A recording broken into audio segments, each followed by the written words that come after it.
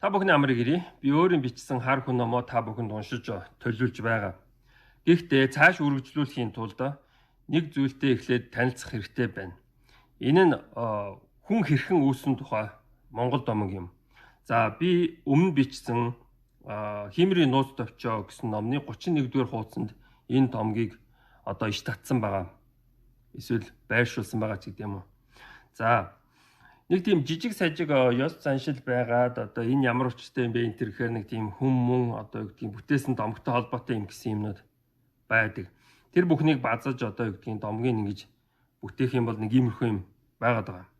За уншиж өгье. Эртээр үед дээд тэнгэр бидний одоо амьдарч буй дунд твд бууж хос амьтны баримлыг шавраар бүтээжээ. За дээд тэнгэр гэсэн бурхан хүмүүсийг шавраар бүтээсэн гэж ярьдаг байна. Түүнийг ам оруулах сүнсийг авчрахаар дээд твдээ буцжээ. Нэг мөсөн эд материал авчраагүй дутуу авчирсан ч гэдэг юм уу. Тэгээд одоо ингээд нэг ахин дахин ингээд наашаа цаашаа яваадах тийм шалтгаан байсан байгаа юм. За бүтээл хамгаалуулахаар муур нохоо хоёроор мануулжээ. Дунд твд суудаг эрхэлсэн ажилгүй тэнгэр бусаддаа ад үзэгддэг чөтгөр ад зэтгэргийч энэ тухай олж мэдээд очиж үзэхээр шийджээ. Гэтэл муур нохоо хоёр ойртуулсангүй гин. Зэтгэр нохоод маха мууранд сүү өгөөд орж үзжээ. Тэгэд амьтны баримл үсгүй байхыг хараад дээр нь шээсэнд баримлууд дээр битүү шар ус ургажээ. Дээд тэнгэр ирээд бүтээлийг нь бузралсан байна гэж үзээд ад зэтгэрийг барьж аваад айлган дарамтлж гинэ. Дээд тэнгэр бузар үсийг арилгахыг муур нохоо хоёрт тушаасанд муур долоож нохоо арьсаараа зүлгэжээ. Дээд тэнгэр баримлуудаа ам оруулаад энэ бузрыг арилгах мөнхийн усыг олж ирэхээр тэнгэрийн орондоо буцжээ. Ямар нэгэн ариутгадаг бодис олж ирэхээр буцсан байна. Харин өшөөргсөн ад зэтгэр бөөгийн хингэрэг шиг хавтгай дүгэрг нисдэг гертээ суугаад доод твд очиж тамийн эзэн үхлийн тэнгэр Ирлэг хаанд гомдлжээ. Одоо нэг бөөгийн хингэрэг дээр нэг дотор нэг юм гараа алдагдсан нэг юм хүн байх шиг байдаг тийм үү. Заримдаа нумсан байх шиг байна. Тэр зүйлийг зэтгэр гэдэг заримдаа. Дүүчин дунд твд таны зөвшөөрлгүйгээр өөртөөгөө адилхан дүртэй мөнхийн амьтдыг бүтээж байна. Миний амьдрах дунд твд мөнхийн амьдрал байх ёсгүй гэсэн таны хуулийг зөрчлөө. Шудраг ёсоо харуулна уу гэжээ. Ирлэг хаан бүхнийг толдогч толио аваад харвал нээрэл мөнхийн амьдралтай хос амьтан байна гин. Гавл мунаа аваад тэр даруй хөдлөх гэтэл Ирлэгийн хатан тамийн цог төгөлдөр охин тэнгэр хар умаа хатан хамт явна гэд хэсэг удааж гинэ. Ирлэг хаан ихнэртэй. Тэд дунд твд ирвэл нохой муур хоёр бузар үсийг сайн арилгаж амжаагүй толгой суг салтаан завсар хэсэг хонгор ус үлдээд байжээ. Гижигтэй байна гэд сайн арилгуулаагүй гин. Муур Ирлэг хааныг харангуйтаа нэг газар нуугдчихж гин. Харин нохой Ирлэг хааныг хоргоогоод явуулахгүй байсанд Ирлэг хаан мунхаг өчүүхэн амтэн чи намайг хэн болохыг мэдхүү. Би бол цаг хугацаа, би бол шудраг ёс, би бол Ирлэг хаан.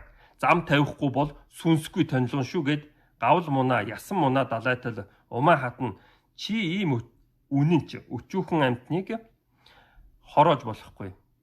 Өөртөө эсвэл гэж ятгаад умаа хатан нохойд хэсэг ухаан хайрлаж миний нөхөр дээд шүүгч.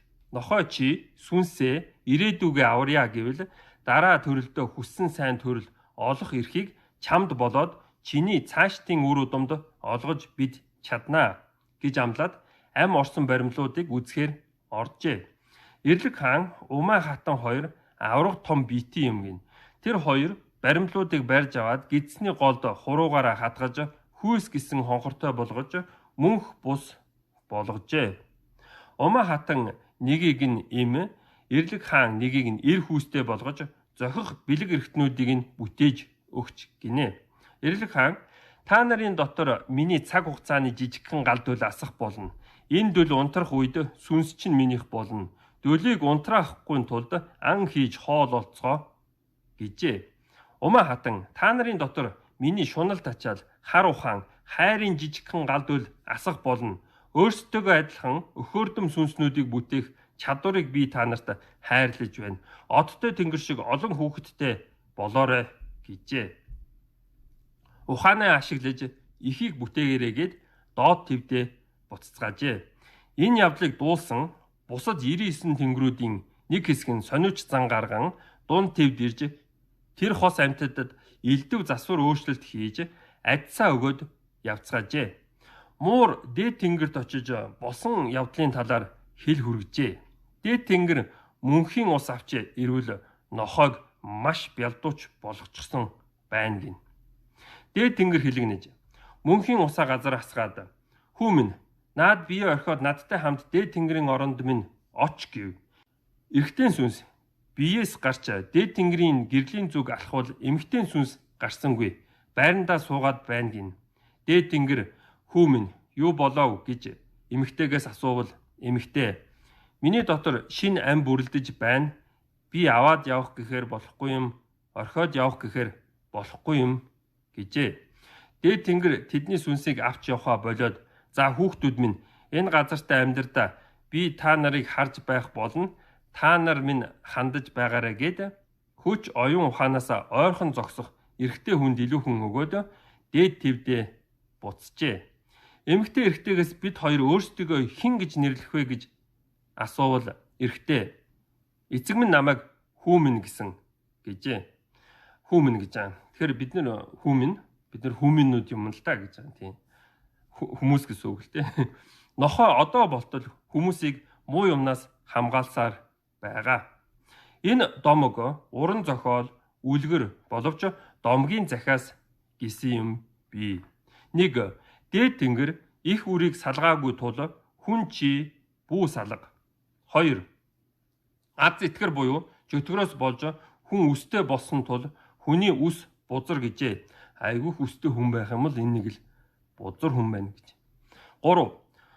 Муур бузар үст олоосон тул хилэн бузар. Гиз дотор нь бузарцсан тул баасаа нуудаг. Заримдаа бузар бөөн үсээр бөөлждөг гэжээ. Хаалтан дотор өөрийгөө байнга цэвэрлэж долоож байдаг өсөрхөг муур бөөн үсээр бөөлждөг. Өөрөөр хэлбэл цэвэрчил амтан байхгүй гэж. Муурын үс бузар биш тул гэрт оруулж болно. 4. Нохой бузар үс арьсаараа зүлгсэн тул арьс үс нь бузар гэд гэрт оруулдаггүй ёстой. 5. Нохой эрлэг хаантай ийхүү тохиролцсон тул сайн дараа төрлөөр шагнаддаг. Эрлэг хаан нохой тижээдэг. Нохойны төрлийн дараа хүний төрөл байдаг гэж ярьдаг байна монголчууд. 6. Байгальд хүн бүтээгдсэн тохиолдлын явдал болсон. Бурхан хүнийг үсгүй нүцгэн бүтээснээс болж хүүтэнд даарах, газар халтарж унахтаа элдв шарах авахтаа амар, газар алхахтаа хөлөө зүсэж гэмтэх зовлонд унагсан. Энэ нь хачирхалтай. 7. Хүч чадал оюун ухааны галд үл хүний дотор өөрт нь байдаг. 8. Муу юмнаас хүнийг хамгаалж байдаг муур нохойг алах нь том нүгэл. Махыг нь идэхийг зээрэл. 9. Хүний сүнс тамд очиж шүүгддэг. Энэ шашны том сул тал гэж хэлж болно. Хүний сүнс эхлээд нөгөө тамд шүүгдчихээ дараа нь хаашаа явах уу, ямар шагнал хүртэх үү гэдгийн тиймэрхүү болдог гэсэн нь эртний шашнуудын жоохон сул тал болсон байгаа. Монголд ч гэсэн энэ хүний сүнс эхлээд тамд очиж шүүгдчихээ дараа нь тэр тэнгэрийн орон морондоо очдог гэсэн юм байгаа шүү. 10.